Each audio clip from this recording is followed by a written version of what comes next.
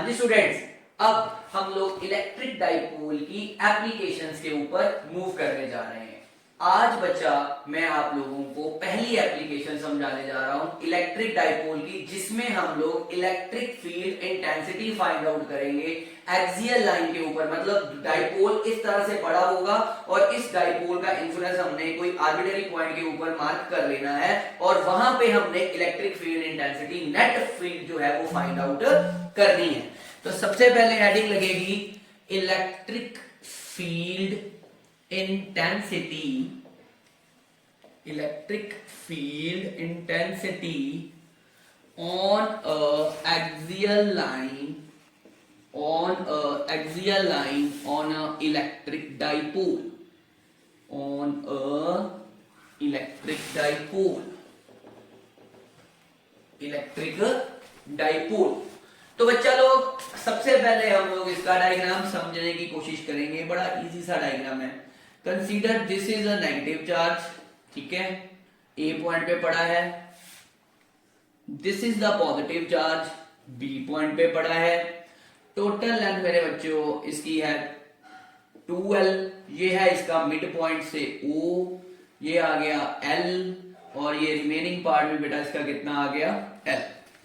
तो मैंने क्या किया, एक ऑब्जर्वेशन पॉइंट, इस पॉइंट पे, इस पॉइंट को मैंने मार्क कर लिया P पॉइंट, जहां पर मैंने इलेक्ट्रिक फील्ड इंटेंसिटी जो है वो फाइंड आउट करनी है। आप एक चीज नोटिस कर रहे हैं कि ये एक्स एक्सिस के ऊपर ही लग रही है सारी की सारी।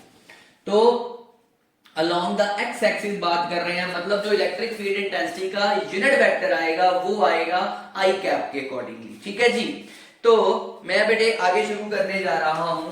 अब पॉजिटिव चार्ज के करके जो बेटा फील्ड निकलती है वो किधर होती है, आउटसाइड, इसलिए ई पॉजिटिव का जो साइन आ रहा है वो आउटसाइड की तरफ आ रहा है। और इस नेगेटिव चार्ज के करके जो इलेक्ट्रिक फील्ड इंटेंसिटी होती है वो होती है inward. Electric field intensity due to a negative charge is inward direction and due to positive in the outward direction. तो O पॉइंट से लेके इस P पॉइंट तक का जो डिस्टेंस रहेगा वो बेटा लोग कितना आ रहा है आपके पास, वो बेटे आपके पास आ रहा है R। वो क्या आ रहा है बेटे आपके पास R। तो इलेक्ट्रिक फील्ड इंटेंसिटी का एक जर्नल सा रिलेशन अगर मैं आपको बताने जाऊं तो वो क्या होता है, K Q upon R square, K Q upon R square. अगर इसको वेक्टर फॉर्म में लगाओगे तो साथ में यूनिट वेक्टर आ जाएगा, ठीक है जी। तो सबसे पहले हम लोग बात करने जा रहे हैं electric field intensity, electric field intensity due to a positive charge, due to a positive charge. तो E पॉजिटिव क्या आएगा राजा यहां पे, K Q I कैप, क्योंकि पॉजिटिव चार्ज का मतलब हो गया क्योंकि ये ओरिजिन के आगे है इसलिए इसका I कैप क्या आ रहा है, पॉजिटिव आ रहा है। अब डिस्टेंस की बात चल रही है, किसकी बात चल रही है, डिस्टेंस की। पॉजिटिव चार्ज का डिस्टेंस कितना है ऑब्जर्वेशन पॉइंट से, B से लेके P तक। तो सबसे पहले आपको सिर्फ इतना डिस्टेंस चाहिए, तो क्या करोगे, टोटल में से इतना डिस्टेंस माइनस कर दोगे तो रिमेनिंग आ जाएगा। मतलब R में से अगर L माइनस कर दोगे तो आपके पास B से लेके P तक का जो है डिस्टेंस निकल आएगा। इसको बेटे आपने मार्क कर लेना है इक्वेशन नंबर 1। और जब आप electric field intensity due to negative charge पे बात करना शुरू करोगे तो उसमें क्या आएगा, E negative is given by के क्यू, यहां पर नेगेटिव आई कैप क्यू आया क्योंकि ये ओरिजिन के पीछे है, अपॉन R में आपने क्या ऐड कर दिया, R में आपने ऐड कर दिया L। तो क्या बन गया, R प्लस L का whole square and point as equation number 2। क्या बन गया, पॉइंट एज इक्वेशन नंबर 2। ये मैंने इलेक्ट्रिक फील्ड इंटेंसिटी निकाली है पॉजिटिव चार्ज के करके और ये मैंने इलेक्ट्रिक फील्ड निकाली है due to the negative charge करके। अब मेरा मकसद ये है कि मैं इस पॉइंट के ऊपर total electric field, net electric field intensity निकालूं। तो नेट कितनी आ जाएगी इलेक्ट्रिक फील्ड इंटेंसिटी राजू, वो आ जाएगी E vector is given bye E positive plus E negative. कितनी आ जाएगी, E positive plus E negative, तो बेटा टोटल इलेक्ट्रिक फील्ड इंटेंसिटी जो है वो क्या आ रही है, K Q upon R minus L का होल स्क्वायर, ठीक है, minus K Q R plus L का होल स्क्वायर, और साथ में मैंने क्या लगा दिया, आई कैप, ठीक है। तो इधर क्या आ जाएगा, के क्यू आई कैप, अंदर क्या आ गया, 1 minus R, 1 upon R minus L का whole square minus 1 upon R plus L का whole square, 1 upon R minus L का whole square minus 1 upon R plus L का होल स्क्वायर।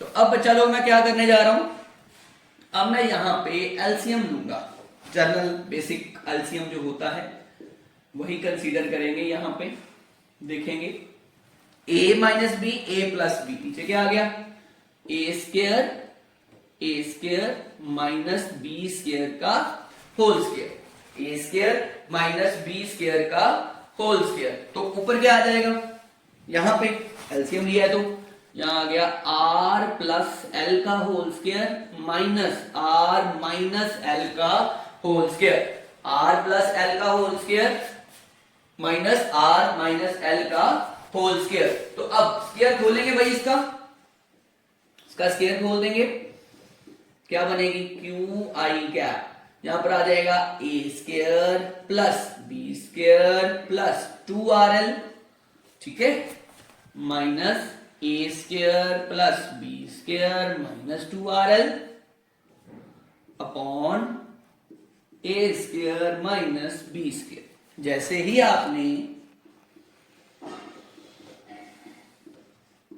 ही बेटे आपने ब्रैकेट खोली तो इधर क्या आ गया, A square plus B square plus 2RL, minus अंदर गया तो ब्रैकेट ओपन कर देंगे, माइनस साइन अंदर गया तो क्या हो जाएगा, minus R square minus L square minus 2RL, और माइनस माइनस यहां पर प्लस हो जाएंगे और आपके पास आ जाएगा A square minus B square, ठीक है जी।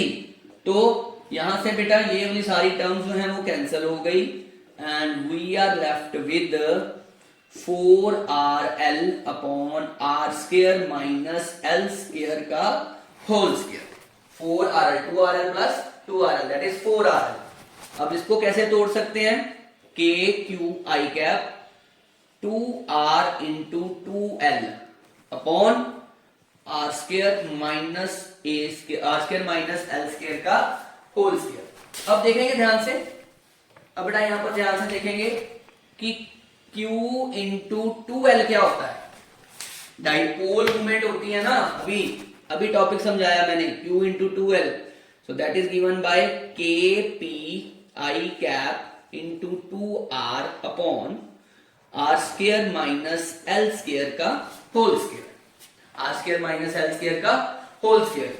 इफ आई सपोज कि R is greater than L, R बहुत बड़ा है L से, तो ये L क्या हो गया, नेग्लेक्ट हो गया and we are left with 2kpr I cap upon r की पावर 4, एक r के साथ हमारा एक r कैंसिल हो गया and we are left with 2kpi cap upon r cube, and this is the final expression of the electric field intensity on an axial line on electric dipole.